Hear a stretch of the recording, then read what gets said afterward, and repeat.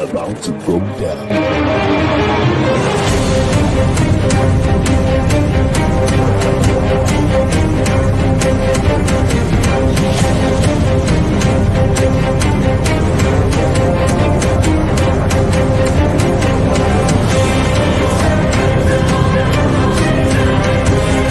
It's lovely pass, and here he turns cleverly. Can he find a finish? Oh, he can! Skilled by Joshua, and a return right hand. Good counter right. Bullet is hurt. Second right hand. That clipped him as well. Now he goes in for the kill. Well, Ricciardo is inching into the lead, and Ricciardo that win the Italian Grand Prix! Iguodala running the floor.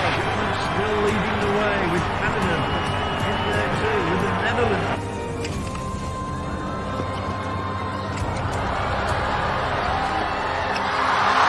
And Musa makes it 4 goals in 2 World Cup matches. The Monaco Grand Prix! Ricciardo triumphant in Monza. Through Bowden Barrett and an early touch and an excellent. Sports Orbit. We make the world go round. Hello out there and welcome to this Thursday's episode of Sports Orbit, reaching from the Leadership Podcast studio. My name is Afa Acho, and with me here I have two gentlemen with me here. Charlie Usman. Yeah, it's my pleasure. Kenny, once again, nice to have you again. Thank you, Alpha. I was hoping you would complete that I'm making a return again. But anyway, it's good to be on the show. Yeah, all right. With me and these two gentlemen, we'll be talking and have a lot in store for you to talk about. Of course, this breaking news that came in last night about the appointment of a new manager for the Super Eagles. Of course, there's the news of also Emmanuel Dennis, whether he go to the AFCON or not. Of course, there's the MPFL. We also have EPL results and fixtures. But first, we'll begin with the news that has been all over the place concerning the appointment of Portuguese man Jose Peseiro as the new head coach of the Super Eagles. Of course, this was disclosed in a communique issued on Wednesday evening after a virtual NFF executive committee meeting presided over by Ahmad Tinik. So finally, after weeks of speculations, rumors, and up and down, finally the news came in yesterday evening like a thunderbolt of the new appointment of Peseiro as the new Super Eagles tactician. Yeah, the news came in, but the Nigerian sporting fans, the stakeholders, their expectation was to have all of them were sure that is what they are looking for. Because what we see in Peseiro is just like it's just like another white man coming in. You know, in terms of profile, I don't think this is what Nigerians are looking for. Fortunately, those that appointed him don't know what might have become their decision. Because Super Eagles is a top brand not just enough. If you are bringing a coach, if you just like the name do, if you sack the raw, what we would have expected to have if at all we are going to But don't forget that this one was recommended by a certain Jose Mourinho. Well, just like in what is occasionally in Nigeria, for instance, if you ask me, for instance, say Salifu, carry this thing, go and what you told me is that I should carry this people and give Isa. You didn't tell me the particular Isa I should give to. So the moment he give me, I should give to Isa. What I will look for, I will look within the Isa I know, and I will recommend the Isa I know to you because you just go and give Isa. So what they were asking, they want to coach, and Mourinho has another his own partner, compassion, and he willingly was even jobless. So, and he willingly give them his own compassion. If what we read and what we heard from Peter is all true. But if coach wise, if for instance if you sack get it wrong and you want an improvement, to me the salary is not an improvement in the caliber of the coaches we want. Because if you look at his work rate, what they have done so far, the only high profile job that they have done so far is the Venezuelan national team. And what was the result? After the 6 months he played at the Copa America, he played two draw and lost 2 matches. Before he willingly resign. And if you're looking at his profile within the Africa continent, he goes, he was in Harlem. What did he only achieve? He only managed to win the Egyptian league, and then he was Harlem of Sudan. He was not even able to achieve anything with them. In Saudi Arabia, he went to all of this. And at the same time, what if you are bringing the coach to Nigeria? I don't know what the technical committee, because according to the statement, they said it was recommended by the technical committee. But if the technical committee of the NFL, which is made up of calibers of people in football, who are sound in football, who know why what is what, because on the technical committee of the NFL, we have notable people. We have Paul Basile, we have Peter Pepper, we have Gil Balawa, we have name the several international who are on that committee. So if those people sit down to look at the pedigree of them, so I don't think they will recommend Peseiro to Nigeria. The thing is, you share himself, but realistically looking at, a few of what he has achieved has been built up here, even though, in my opinion, it's really not impressive for someone who's coming over to be the gaffer of the Super Eagles. Do you think Peseiro is an improvement or an upgrade from Kenatro? Well, he said looking at a few of all the things he has achieved, but in the recent he has only achieved a few. So it's like looking for a few in a few. So that's just it. And just like Salif said earlier, if a coach like Peseiro is being recommended by the technical committee as a coach that will head the Super Eagles, I think it's somehow a slap to Nigeria as a nation, Because when you look at if you want to rate Nigeria in terms of football, notwithstanding the NFF rating, you know that Nigeria is one of the best in football, and that. So recommending a coach as Peseiro to come and coach a team like Nigeria, because even when you started playing, of course, some persons thought it's actually Mourinho that will be coming to coach the team.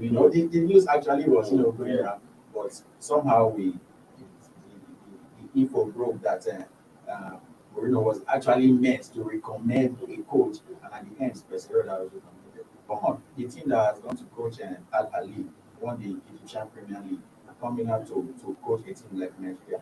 Nigeria is not just everything. Looking at the caliber of players we have, Mourinho, who is one of the best coaches, he has coached a lot of Nigerian players. Abraham is still there with him in Rome, And looking at the kind of players we have in Nigeria, a coach like Peseiro coming to coach Nigeria, I think that's slap to the Nigerian team, seriously.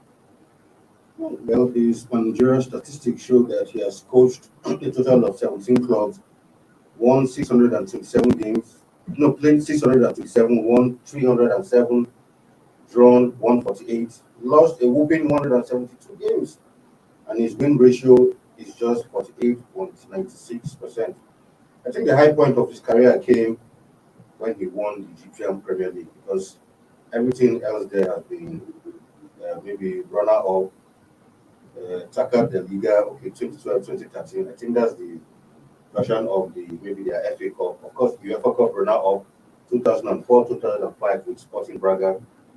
Also, coach AF Madeira of Portugal, 2001 to 2002. If you ask me, I will even say highest profile, biggest achievement was able to fit as a runner-up of the UEFA Cup. Was when he managed Sporting Braga for in the Egyptian. Because Al-Ali is just like Al-Ali is just like a PS of Spanish France League One. They are always sure winners of the league title. Al-Ali is always a sure winners of the Egyptian league title. So anybody can go to Al-Ali, they don't know the vision of winning the Egyptian. But my only major concern is that yes, we have not seen him, but what is that? First and foremost, I'm not a coach. I'm not a coach. I may not have more the prerequisite to say what is it to employ a coach. But from a layman view, if we are bringing a coach to coach Nigeria, one factor to consider is language. Because this particular, yes, even with its African experience, it just is limit to the Arab African country, which is Egyptian and Sudan, which is Arab speaking country, when it's other because based on its Arabic language. He can't speak English, and now he's coming to work with the Nigerian players who are speaking English.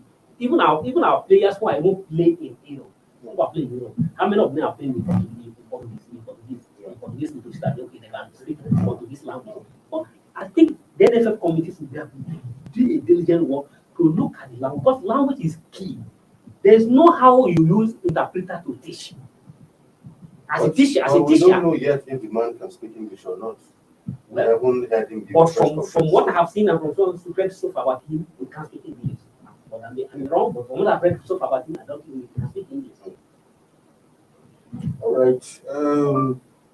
In the days and coming weeks ahead, of course, we'll be But looking at forward the same time, maybe- but just to add to let me just sorry for what happened. We don't want to see what happened in the raw contract to happen this one.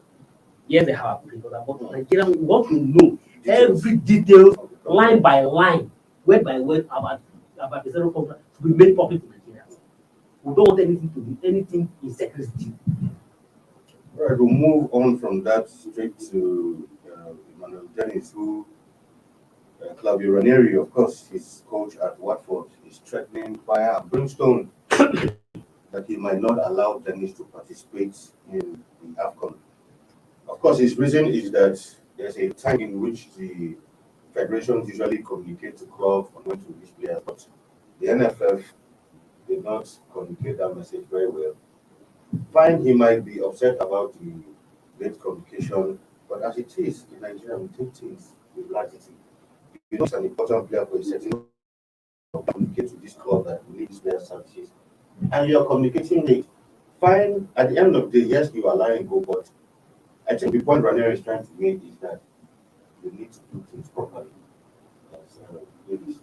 Yeah, from what Ranieri is saying, I think he's right. Apart from doing things properly, there's need for mutual respect. Understand?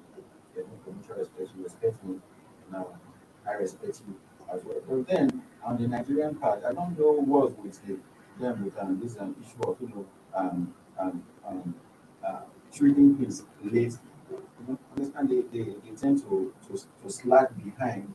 It's towards the end or maybe towards the deadline. That's when they start rushing. And if you remember during the Olympics, that's one of the things that affected us. You know, when you were supposed to take these players for testing, everybody relaxed and they didn't test the players. And then it was just a few days to the Olympics that they started rushing, you know, and some players some players got disqualified as a matter of that. So I think the Ranieri is quite right, but then this is a very important tournament for Nigeria, you know, and it's one of those things that really boost the career of James. So I think the coach should just find a way to allow him go if there is really a possibility of him going, find a way to allow him go and play for his country. But I want to just disagree. In what I agree with because I like the word mutual respect. So Renero has no point in this argument. But I think the point was trying to make. You said about mutual respect. Yes, the general has no point, but just for mutual respect, just like you say. But if you go by the FIFA student and FIFA rule, if you are inviting a player for a match, you need to give a 5 day notice for a match, because for a friendly match or for just 1 day, 1 match, you give a 5 days notice for the club to release the player. But if it's for a tournament, you give 10 days notice. Okay, and the tournament after Cup of Nations started on January 9th. So that means even at the year of football, still have opportunity, even though they look at me right today. That means they even wait till today to write. They're still within the stipulated time. But all you just remove that, they have given him enough time to plan with him. But by standard and by the rule, Nigeria has not fought. So he shouldn't click on that one, but by standard, 10-day notice for the club to release the player, and within the 10 days starting from today, going for by January 9th. So if I remove Nigeria are going to write what for that we needed this player for this tournament, we are still within the time permitted by law. So he shouldn't click on that because of the mutual respect to just abuse the opportunity. But what just like you say that you should also know that yes, in as much sometimes sometimes the way those European coaches treat African players and African situation, it baffles me about what give me a lot of concern. will Renari, for instance, let's say for instance, if Renari is pushing the player, the English player, or Saka or is playing in Watford, or Hurricane is playing in Watford, and the people are asking for him to be, will he say that he's going to be that either he's going to be or not going to be. But sometimes, anytime when it comes to African football, the way those European coaches and react to African football, it's sometimes will give us a lot of concern. Like it's amount to racism. Because whether you like it or not, this player, just like it also depends, it also both the morale of the player. The players also need this competition to also put their morale.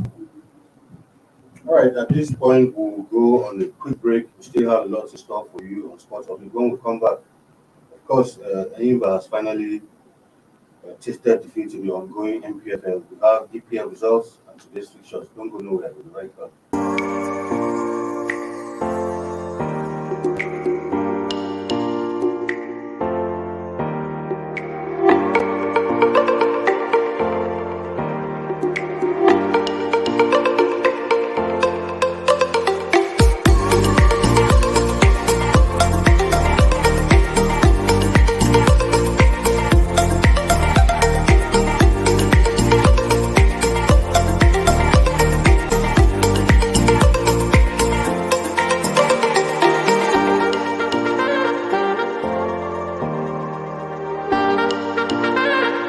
For sponsorship and advert placements, please contact 080-3688-6158. Last Word Leadership Podcast Studio. You have the last word.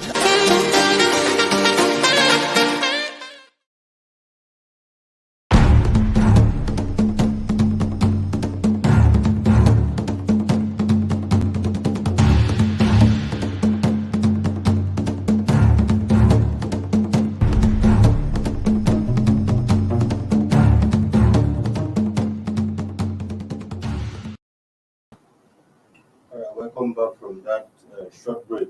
Something before went on that break, of course, there's the news of the MPFL match last night where Rivers United finally dealt a crushing blow to the Jolly side. Trinity came into this Enyimba side. They've been in fine form. I mean, this is their first defeat in about 6 games since they took over, both in the continental games and in the MPFL. But they was hoping to make it another victory, but Rivers United had other plans right there at the Aba International Stadium. Yeah, it was a good result. It was a good result for River United yesterday. Into the U.S. Taking the league by storm. Everybody is surprised what they are able to achieve this time. But unfortunately, Jalubu let him he didn't do this thing there.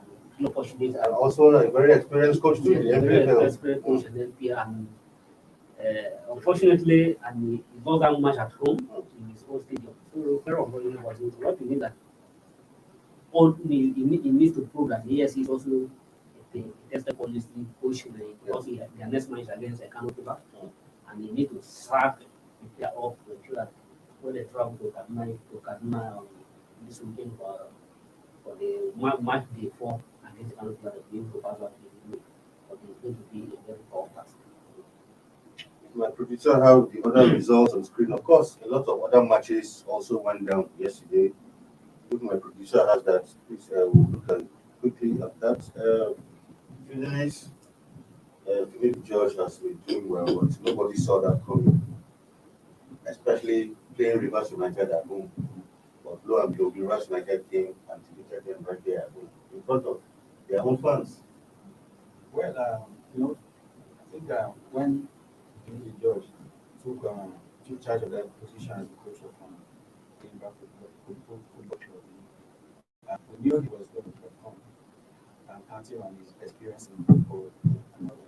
We expected him to perform, and to an extent, he didn't quite disappoint. But it's just one of those things in football. You can't win all the games. Even though at times some teams go unbeaten for a very long time, but then you just can't win all the games.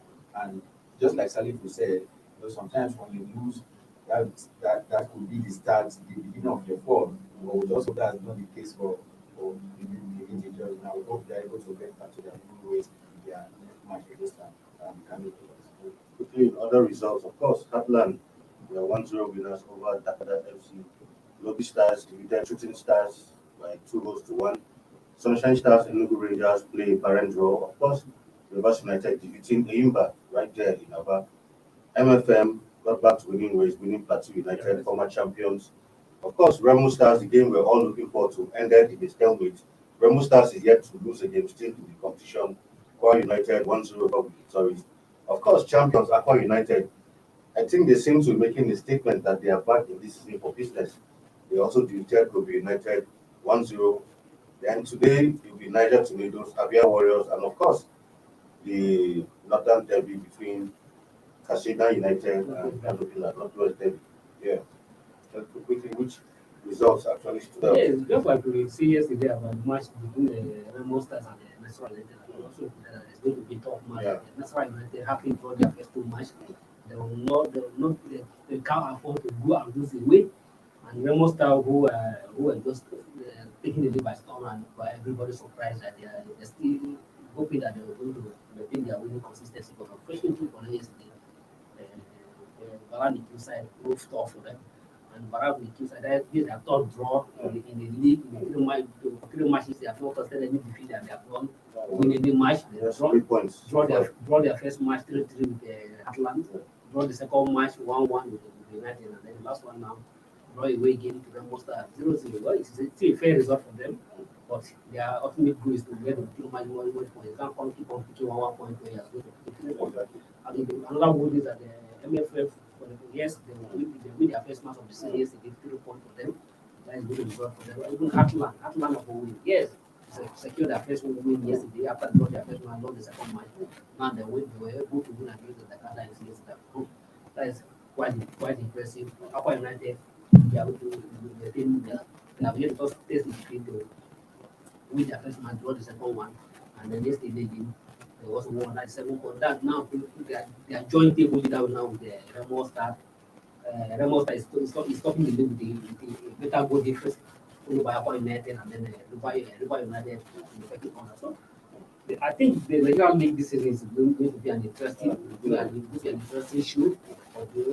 All that include that the organizers maintain what we are seeing so far, and so that there's we have not heard much complaint yet so far, apart from what I saw in the game between Kobe United and Nasarawa United, was a clear goal by every standard was disallowed. So, well, sometimes the referee will tell you say because when you see that you are able to understand it better, but to them who are on the pitch know it better. But for everybody who saw that goal, you can replay the video and replay the video again. You still ask why that goal was disallowed. Well, the good thing that there's fair officiating so far, and I hope that it will continue. But except that my only worry that this backlog of matches, play two matches in a week, you begin to have to go on the players got the also in Nigeria terrain. Somebody like one you travel from back to Kano, from Kaduna, and then travel back to go and play a match again, and they split of our room. So LMC need to consider some of the things to ease some pressures on the players. They are all Monday. Away from that and straight into football, where statutory delegates have backed the Dutch mark for the NBB presidency. The Mark's presidency started and looks like it's beginning to gain momentum. It begins to look like this is the man who might bring basketball in Nigeria back to where it belongs. Yeah, we hope so. In any election, being the Nigeria general election or any association, even our own NUJ election. Even the Swan election, and you can see even the Swan election is paralyzed because of interest. So everybody wants promise. I'm going to do this. But at the end of the day, by the time you get to the office, either you will be able to do what you promise, another different thing. But so far, the campaign is swinging like a hurricane, and everybody's backing him. Like if you look at the people who are queuing behind him, are not just the ordinary people. These are the people that are the key stakeholders, key people who are going to vote For instance, Pastor Campbell Morris, who is one of those backing him, is the chairman of Ghana State Football Association and a FIFA match commissioners. So technically, it's a stakeholder who has a vote to vote in the election. Who is Scott Nigeria Custom Basketball coach, former Tigers coach, and presently is an elected to represent the technical official on the board of NPB from the board of the election. As it is, so he's already the board member of the board to be constituted board. So, and he's one of those who are queuing behind the So a lot of them who are delegates who are going to have the vote are all queued behind the Goshen man. So let's hope that the Goshen man, if you finally get opportunity, he will not turn to another killer. We hope so. Straight back to football transfer news, where Kylian Mbappe has ruled out the general move to Real Madrid. There was speculation initially that Real Madrid had even signed a pre-contract with him and he was likely to move in January. But when he spoke some days ago, he came out to say that the deal to Real Madrid will not happen in January. That even if it will happen, it won't be in January. Well, I think that's just like Real Madrid. Because, like you said, the news was actually Mbappe went to Real Madrid by January, to Real Madrid by January. Even to an extent that the owner of PSG had you see him, he's been on several interviews on this issue of Mbappe going to Real Madrid, and he always insisted that they had no deal with Real Madrid. But then you know the sports fans, they always have to. I don't know where most times they get their own information. I don't know where they get their own information from. But that Mbappe coming out to just clear the air that he's not going to move to Real Madrid by January. That shows he still has the confidence with PSG, and as it stands, he's still very much happy with PSG, because many people actually thought, oh, come on, Mbappe is not happy staying at PSG. Even since when they bought Messi, some fans felt that, oh, come on, buying Messi is going to take over the shine of Mbappe in PSG, and so Mbappe will not be happy. Definitely, he's going to move to Real Madrid. But him coming out to say that, I think that has given a chill to all the people that have been spreading the speculation that he's going to move. And they even asked him if he will be going by June or July. He still said he's still not so sure if that move is still possible by July. So I think he's still happy with the PSG and Real Madrid. So for now, I think is a no to them, and it's clear. Straight to the Premier League, where Pep Guardiola has come out to say that the intense schedule of the Premier League actually makes winning it sweeter. Of course, Guardiola is one of many managers who believe that the fixture needs to reduce during the Christmas period. Yesterday, we spoke at length about this fixture congestion in the Premier League, especially. But here, Guardiola, though not like he's in support of it, but he's saying that is one of the things that makes the Premier League what it is. By the time you go through these grueling fixtures and you eventually emerge as winners, the victory is just like you actually went to a battle, came, saw, and conquered. Like you fought a war, and you were able to come out and be victorious. Yeah. And if Guardiola is sounding this coming, it's not of course. It's not far from it's not his field at the moment. Somewhere you can understand his joy. Why is he among all the top clubs? He's the only one who is able to survive this and interestingly enough, even looking at clubs who lose players to AFCON, maybe apart from Mahrez. It's not even Apart from Mahrez, it's not anyway attracting at all. So he's fully confident that you can understand his joy, and at the moment he's sitting on the table comfortably with 8 point gap ahead of second place Chelsea. So definitely it's not clear why the Celtics, Liverpool, and Man U are strongly within the condition. He is speaking in 3 point match by match.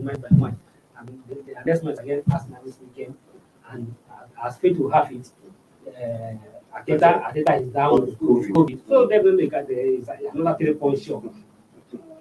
All right, quickly before we go, we'll take a look at yesterday's results and upcoming fixtures in the EPL today. Of course, yesterday we knew that Chelsea played up a 1-1 draw with Brighton and Hove. For many Chelsea fans, it came as a surprise to them a lot of them have thought that, they'll be back to win, but Brighton had other plans. In this Premier League, you can't, no matter the set of your positions, you can't be too sure that you need to be the player. Because the game is always clear. That's what has made the English Premier League different from any other league. But even the last one on the game can shock you. Nobody will be like, see what they say. Not only looking at the result, is that Chelsea will overrun Brighton. But unfortunately, Chelsea has to come together to get the point of that match. Because this the best fixture, Man City were 1-0 winners over Brentford. Also a very tough match, but of course, that's what teams who want to win the title are made of. No matter how difficult it is to dig in and win the 3 points is what matters. Yeah, sure. And just to add to what Salifu said about Chelsea, though they seem to be on the decline recently. And it seems some of the managers in the Premier League have come to understand the tactics they are playing seriously. And I think that's one of the reasons they're yet to keep a clean sheet since that draw with United. Yes. Chelsea have not kept a clean sheet. They've not kept a clean sheet. I think most of the managers in the Premier League have come to understand their tactics, and they are trying to see how they can use it against the team. So as a good manager, I think what you should do now is to devise another tactics, because that one seems to be the teams have not started. And for Man City, So are you saying that they have understand the Tuchel style? They have understand the style. So for now, you just have to come up with another way to win, because and they have played the other one. That means he has to. It seems the strategy is being used is no longer working. So you just have to find another strategy.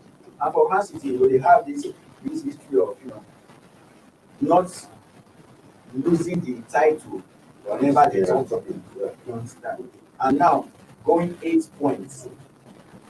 December. In the new year. Exactly. You understand? So it's just like they are going into the second half of the season now. So and I think it will be a very tough one, just like Badola said. It will be a tough one because they will do whatever they need to do to make sure they keep their position on top.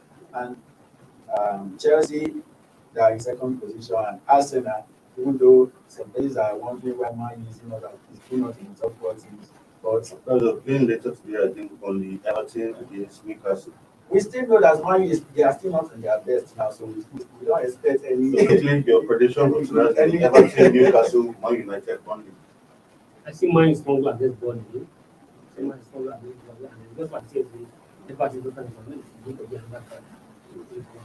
This is not just out of Newcastle. You understand? It's like playing against the community past. So you can like it's going to be the United. Correct. At this point, viewers, it would be nice spending the last 30+ minutes with you. Salifu, thanks for being on the show. Felix, thanks for making the return to the show. All right, until we bring another wonderful episode of Sports Rugby to you tomorrow, stay safe out there and bye-bye from here. Thank you for watching. For sponsorship and advert placements, please contact 080-3688-6158. Last Word Leadership Podcast Studio. You have the last word.